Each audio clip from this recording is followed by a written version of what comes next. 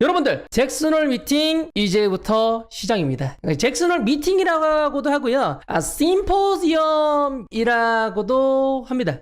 심포지엄. 그래서 뭐 기사마다 다른데 그냥 홀 중에 홀, 잭슨의 홀, 잭슨홀이라고 적혀져 있으면 다 똑같은 거다라고 생각하시면 좋겠습니다. 이게 정말 정통이 있는 심포지엄 중에 하나인데요, 1978년 캔자스시티에 있는 연방은행에서 전 세계에 있는 유명한 분들 모아서 하는 경제정책 심포지엄이다 라고 생각하시면 좋겠습니다. 전 세계 주요 70여 개국의 중앙은행 총재와 재무장관 그리고 경제학자 및 이제 금융 전문가들이 모여가지고 하나의 주제에 대해서 다 같이 이야기하고 토론하는 곳이다 라고 생각하시면 되겠습니다.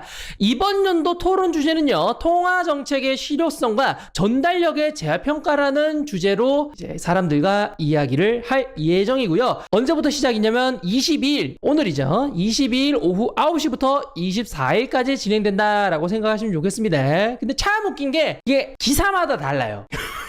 저도 마지막까지 이 내용 말하기 전까지도 계속 기사 내용 찾아봤는데, 아니 뭐 기사마다 달라, 사람마다 달라. 그래서 기준 잡기가 참 어려워서 investing.com, 여러분들이 이제 지표 발표될 때 어디서 보죠? investing.com에서 보죠. investing.com에서 잭슨홀 미팅이라고 검색하면 나오는 시간대 확인해 보니까 22일 이제 한국 시간 오후 9시부터 이제 2박 4일 진행하시거든요. 2박 3일 진행하니까 그냥 오후 9시라고 표현하겠습니다. 인베스팅 기준이에요. 자, 그러면 잭슨홀이 뭘까? 예, 여러분들 잭슨홀 뭘까요? 네, 어디겠습니까? 예, 미국의 오하이밍에 있는 잭슨, 이 도시입니다. 아주 한적한데요. 뭐 티탄산맥 보이고 있고요. 여기 보시면 여기가 시내입니다. 시내예요. 진짜 휴양지죠. 산 좋고 물 좋은 이 휴양지에서 수많은 중앙은행 총재들이 모여서 이야기를 한다라고 생각하시면 좋겠습니다. 자, 그러면 대체 왜 잭슨홀 미팅에 대해서 수많은 사람들이 이야기를 하고, 잭슨홀 미팅에 대해서 관심을 갖고, 왜 코인덕은 잭슨홀 미팅에 대해서 이야기를 하느냐?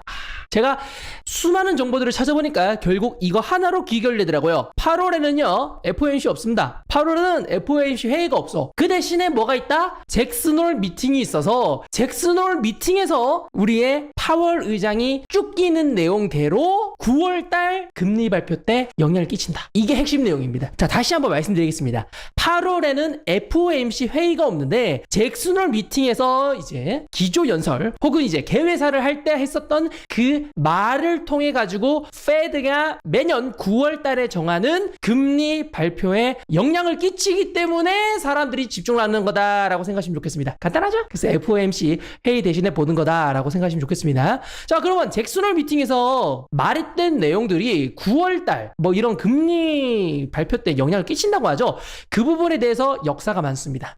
바야흐로 2012년 폴 버냉키가 이제 연준 의장이었던 그 시기에 금융 안정을 위해 가지고 추가 완화 조치가 필요하다라는 의견을 잭슨홀 미팅에서 이야기를 하고, 실제로 바로 한 달 뒤인 9월 정례 회의에서 금융 완화 정책을 실시를 합니다. 그래서 2012년에도 쭉 꼈던 말대로 9월 달에 진행을 했고요. 제롬 파월 시절에도 있었습니다. 2022년 8월 달에도 잭슨홀 미팅을 했었는데요. 그때 당시에 미국 연준이 금리를 계속 올리고 있었습니다. 기억하시죠? 2022년도에 금리 올렸던 거. 금리를 계속 올리고 있는 상황에 파월 의장이 이런 말을 했습니다. 추가 긴축이 필요합니다 라는 말을 하니까 어떻게 되겠어요? 야, 이거 잭슨홀 미팅에서 이야기를 하면 9월 달에 반영이 되는데 추가 긴축 뭐겠어요? 금리 인상 더 하겠다는 소리죠. 이 말 딱 듣자마자 S&P 지수가 8월 달에 4.2% 하락했고요. 9월 달에는 9.3%가 급락을 합니다. 지수가 급락한 거죠.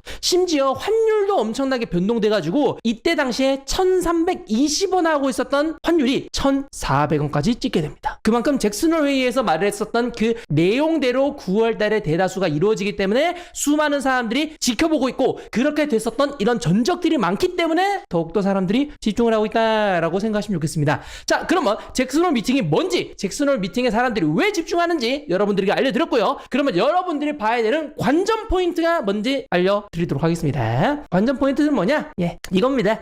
우리 파월 의장님이 23일 오후 11시에 기조연설 찍으실 거고요. 그리고 이제 23일 이제부터 시작하죠. 회의 시작하면 기조연설도 이제 개회사도 하십니다. 개회사에서 한 번 더 이야기하시고 23일에도 한 번 더 이야기를 하시는데 이때 그의 입에 수많은 사람들이 집중하고 있습니다. 어떤 거에 대해서 집중하고 있느냐? 금리 인하 폭에 대해서 사람들이 집중을 하고 있어요. 금리 인하 방식에 대해서 사람들이 걱정하고 있습니다. 0.25%포인트를 떨굴 건지 0.5%포인트를 떨굴 건지 사람들이 지금 완전 긴가민가 하고 있습니다. 네, CME 패치워치에 따르면 20일 오후 이제 사람들이 생각하기로는 0.25% 떨굴 확률이 67.5%.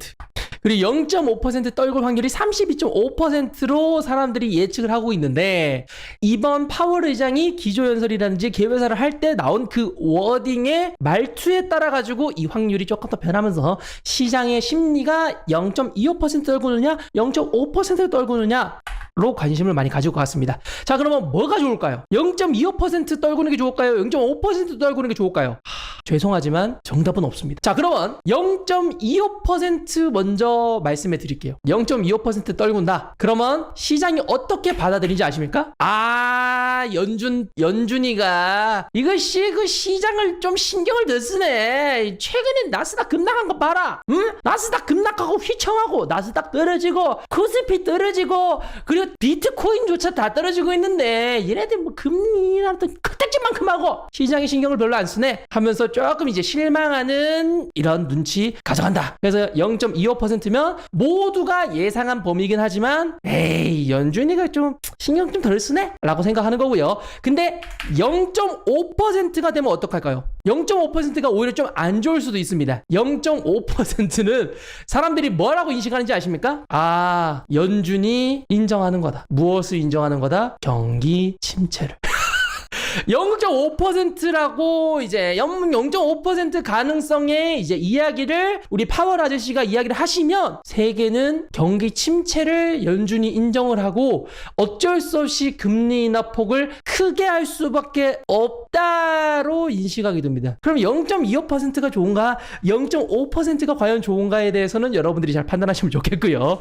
개인적으로는 0.25가 조금 더 좋은 걸까라는 생각도 듭니다. 0.5%라고 하면 경기 침체를 인정하는 꼴이니까 좀 모호하거든요. 하지만 0.25를 하시든 0.5를 하시든 그거에 대한 표현 방법이 중요합니다. 0.5% 떨구나 했는데 당연히 우리 그레이트한 미국이 뭐 고용지표도 좋게 나오고 다른 것도 뭐 최근에 소비자 물가지수도 좋게 나와가지고 이 정도도 떨궈도 됩니다 라고 표현하면서 뭐 그렇게 하면 괜찮은데 다른 이상한 표현 하시면 골로 가는 겁니다.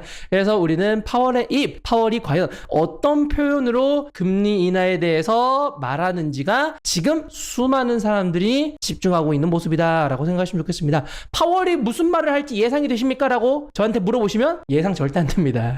예상이 안 돼요. 예상이 안 되는데 과연 어떤 말을 할지가 중요합니다. 사람들이 그 단어 하나하나를 분석하면서 비둘기파인지 매파인지 엄청 분석 많이 하시거든요. 실제로 연설을 하시고 난 그 뒤에 우리가 판단할 수 있지 그 전까지는 예측하기 좀 쉽지 않습니다. 자, 그래서 우리 연준이 9월, 11월, 12월 전부 다 금리 인하를 할 가능성이 높다라고 점쳐지는 가운데 과연 얼마만큼의 금리 인하를 할지에 대한 힌트 FOMC가 열리지 않기 때문에 잭슨홀 미팅에서 무슨 말을 하는지 가장 중요하기 때문에 많은 사람들이 지켜보고 있다라고 생각하시면 좋겠습니다. 자, 그래서 우리는 봐야 될 게 23일 오후 11시 기조연설 하시거든요. 이 기조연설 때 이제 한국경제TV에서도 이제 통역가를 구해와가지고 라이브를 한다고 하니까 여러분들도 한번 봐보시는 것도 좋겠습니다. 만약에 경제위기, 경기 침체 이야기하면 비트코인 날아가는 겁니다. 아시죠, 여러분들? 나스닥이 급락하면 비트도 같이 급락해요. 그거는 최근에도 봤죠? 8월 초에도 봤죠? 나스닥 급락하니까 갑자기 비트코인 20% 빠지는 거. 그래서 나스닥이 급락하지 않고 그냥 비둘기처럼 이번 기조연설 때 가장 좋은 건 그냥 여러분들 그냥 아무 일 없이 그냥 뭐 지표 잘 나오고 했으니까 금리 인하 생각하고 있습니다. 딱 요까지만 말씀하셔가지고 시장에 별로 큰 충격이 없는 게 가장 베스트다. 그러면 지금 나스닥도 잘 오르고 있거든요, 여러분들. 나스닥 지금 잘 오르고 있습니다. 나스닥 일봉이에요. 일봉인데 떨군 거 많이 복구 했어요. 그만큼 지금 나스닥은 순항 중입니다. 엄청나게 복구 잘하고 있는데 이상한 말만 안 하시면 나스닥도 복구 잘하고 이거 세계 경제도 큰 문제가 없을 건데 이상한 말 하시면 이제 급락하면 또 비트코인도 훌쩍 해버리니까 그런 일만 안 벌어졌으면 좋겠습니다. 자, 이렇게 해서 잭슨홀 미팅에 대한 내용 여러분들에게 정리해서 말씀해 드렸습니다. 여러분들도 이제 내일이죠. 23일 오후 11시 기조연설도 꼭 한번 체크해 보시는 것도 좋고 이제 저도 기조연설 한번 들어보고 여러분들에게 어떤 내용이 좀 많이 나왔는지에 대해서 정리해서 말씀해 드리도록 하겠습니다. 다들 해당 내용 참고하시고요. 매매할 때 도움 됐으면 좋겠습니다. 좋습니다. 찹찹찹. 잭슨홀 미팅이 무엇인지, 왜 사람들이 잭슨홀 미팅에 집중하는지 이런 부분도 다 알게 되셨죠? 지금 가장 중요한 건 금리 인하 폭을 0.25%포인트 할지 0.5%포인트를 할지가 가장 큰 이슈다. 우리는 뭐 0.5% 떨구면 뭐 경기 침체라고도 볼 수 있나 라는 이 워딩이 참 무섭습니다. 쉽지 않아. 아니 비트코인은 항상 지가 할 길만 갔으면 좋겠는데 나스닥이 급락하면 또 영향 받거든요. 급등한 건 또 영향 그렇게 별로 안 받았는데 급락하면 또 떨구니까 우리가 또 집중해서 봐야겠죠. 떨어지는 것도 민감하게 받아들이더라고요. 그래서 다들 참고하시면 좋겠습니다.